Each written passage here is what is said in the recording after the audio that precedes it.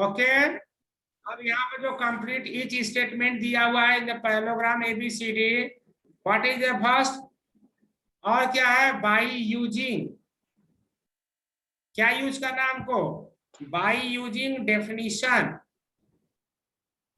By using the definition और property. तो आपने जितना प्रॉपर्टी पढ़ा है, जितना डेफिनेशन पढ़ा है, उसको यूज करना है। Property used, answer, solution, number 1 part. अब नंबर 1 पार्ट में पूछा है AD इज इक्वल टू गए। सेकेंड पार्ट पूछ रहा है angle DCB is equal to dash. Third part पूछा है OC इज इक्वल टू गए। और फोर्थ पार्ट पूछ रहा है measure angle DAB plus measure angle CDA it is equal to गए। ठीक है, ये आपका क्वेश्चन दिया हुआ है। अब देखिए हम आप ही लोगों से पूछेंगे, आईसी जरा ओपन हो, आईसी। Yes sir. हाँ आईसी, ये फिगर आपको दिख रहा है ना ABCD? यस सर दिख रहा है। इस पैरेललोग्राम में बताना है कि यह जो AD है यह किसके इक्वल है। AD देखिए यहाँ पर है sir. Yes sir. Sir AD BC की इक्वल है। वेरी गुड, क्यों इक्वल है? क्योंकि सर दोनों अपोजिट साइड्स है ना सर। हाँ, तो यहाँ पर ब्रैकेट में क्या लिखेंगे? Opposite sides are equal. Very good, opposite sides are equal. सबको समझ में आ गया? ओके, अब दूसरे बच्चे से पूछेंगे हम। हाँ राहुल कनौजिया। सर राहुल कुशवाहा। अच्छा राहुल कुशवाहा, सॉरी। हाँ राहुल, ये बताओ एंगल DCB ये पूरा एंगल पूछ रहा है, यह पूरा एंगल किसके इक्वल होगा राहुल? तो एंगल DCB सर इक्वल्स होगा, नहीं समझ में आ रहा। ओके ठीक है, अभी समझ में आ जाएगा। अब जरा स्नेहा आप बताइए, स्नेहा। देवेंद्र बताएंगे, देवेंद्र बताइए। सर इसका आंसर DAB होगा, क्योंकि उस साइड एक राइट एंगल बना है, तो उसका अपोजिट साइड जब अपोजिट एंगल्स इक्वल होते हैं ना। सर इसका अपोजिट एंगल में भी 90 बनेगा, 90 राहुल डिग्री समझ एंगल में आ बनेगा। गया? Angle DCB equal to angle DAB, angle DAB। ठीक है, श्रेया, श्रेया आप, हाँ श्रेया यस सर। आप बताइए OC इज इक्वल टू क्या होगा? Sir AO। हाँ OC is equal to OA, क्यों इक्वल होगा? सर क्योंकि वो अपोजिट साइड में है। हाँ सर क्योंकि वो अपोजिट साइड में है। अपोजिट साइड यहाँ पर क्या हो गया, ये तो डायगोनल पर है। हर्षिता Yes, sir, बता sir. रही है, हर्षिता आप बताइए। सर डायगोनल एक दूसरे को बाइसेक्ट कर रहा है। Yes, diagonals are bisected. क्या लिखेंगे आंसर? Diagonals are bisected. ठीक है, और यहाँ पे क्या लिखेंगे? Opposite angles are equal. Opposite angles are equal. चलिए अब नेक्स्ट स्टूडेंट से बात करेंगे। हाँ सृष्टि, सृष्टि अनम्यूट हो जाओ। Yes sir. हाँ सृष्टि ये बताइए, measure angle DAB plus measure angle CDA, ये दोनों एंगल का प्लस कितना होगा?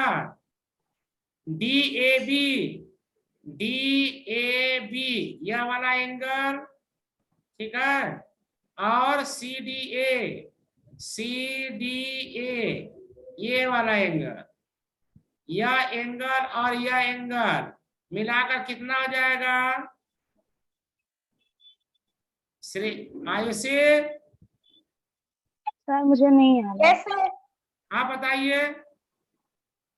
सर इसका मीज सर समझ तो नहीं आ रहा है सर, कैसे होगा प्लस होकर? अच्छा हम बता रहे हैं, सुनो, यह देखो, हम कौन कौन एंगल बता रहे हैं, जो A पर है और D पर है ना, यह दोनों एंगल sir. एक ही लाइन पर है। तो अभी कल बताए थे, जब एक ही लाइन पर होता है तो एडजेसेंट एंगल कहलाता है, और एडजेसेंट एंगल Yes, का sir. सम Yes, कितना होता है? 180। तो इन दोनों का Yes, सम sir. कितना हो जाएगा? 180 डिग्री। सृष्टि समझ में आया? सृष्टि, यस सर। सृष्टि कहाँ है? सृष्टि समझ में आ समझ गया? में आ गया। ओके, एक ही लाइन पर जो दो एंगल होते हैं उनका प्लस 180 होता है, तो क्या लिखेंगे? Sum of adjacent angle, sum of adjacent angles is supplementary.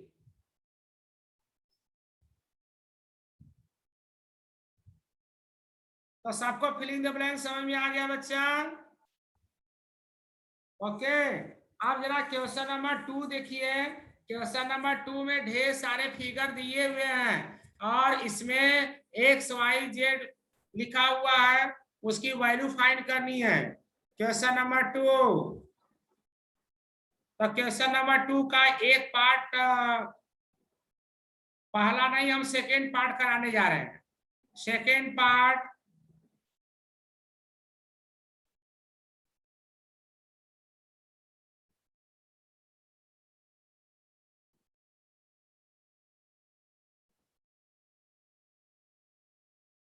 Second part हम कराएंगे। ये दिया हुआ है आपके फिगर में, यहाँ पर Z लिखा है, ठीक है, ऊपर Y लिखा हुआ है, और यहाँ पर X है, फिर यह एंगल 50 डिग्री दिया हुआ है। ओके, यह फिगर नंबर सेकेंड है। अब यहाँ पर फिगर में लेवलिंग नहीं किया है, लेवलिंग नहीं किया है, तो हम मान लेते हैं second part, let the given parallelogram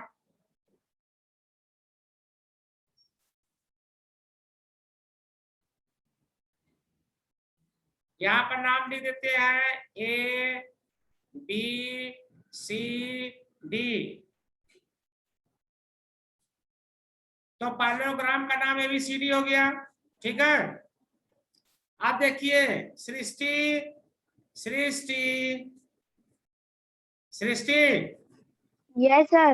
हाँ ये बताओ, 50 डिग्री और Y डिग्री यह मिलकर कितना हो जाएगा? सर 50 डिग्री और Y डिग्री मिलके सर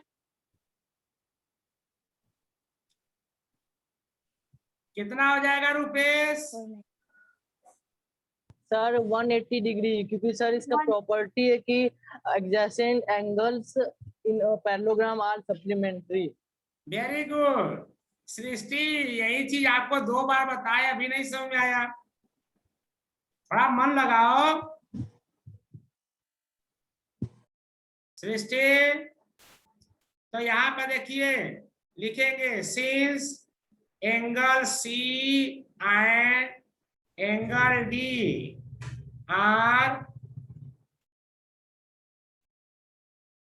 एडजेसेंट एंगल्स, ठीक है, adjacent angle, therefore angle C plus angle D is equal to 180। तो एंगल C हमको Y दिया हुआ है और एंगल D 50 डिग्री दिया है, ठीक है, इट इज इक्वल टू 180। तो इस तरह से y इज इक्वल टू कितना आ जाएगा 180 माइनस 50, तो y इज इक्वल टू कितना बचा, बोलो 130 डिग्री। हाँ आयुषी जरा आप बताइए, Ayushi, Ayushi yes sir, x कितना यस होगा, सर, x x कितना होगा, रुकिए सर एक सेकेंड,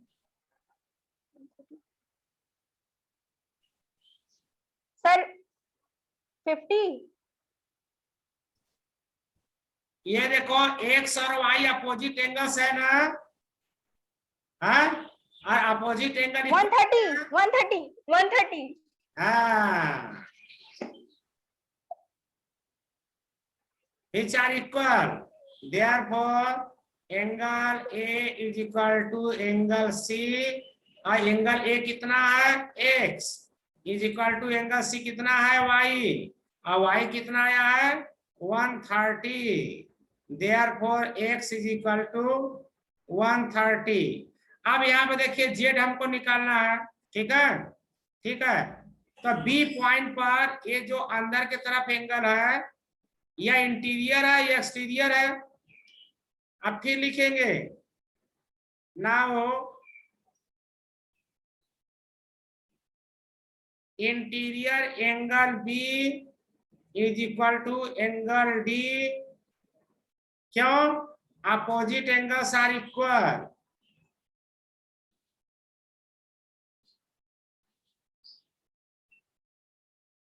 तो इस तरह से इंटीरियर एंगल B कितना आ जाएगा D के बराबर, और D का कितना है 50 डिग्री है, लेकिन अब यहाँ पर इंटीरियर और एक्सटीरियर दोनों मिलाकर 180 हो जाएगा, ठीक है, बट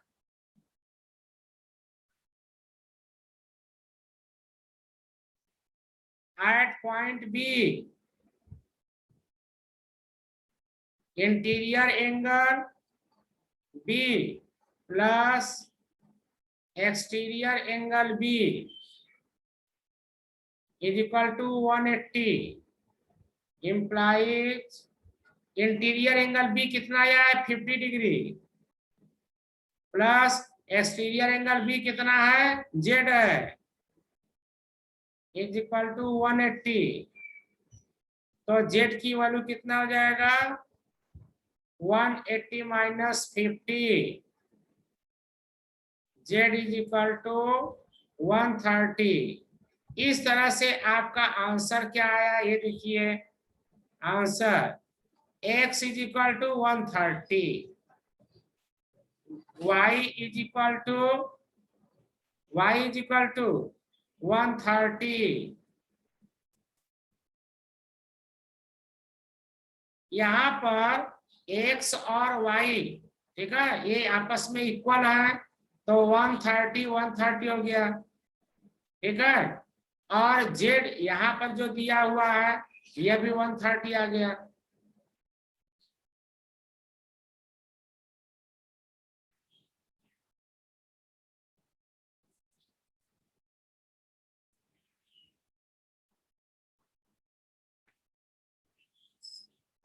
Hello, everyone completed?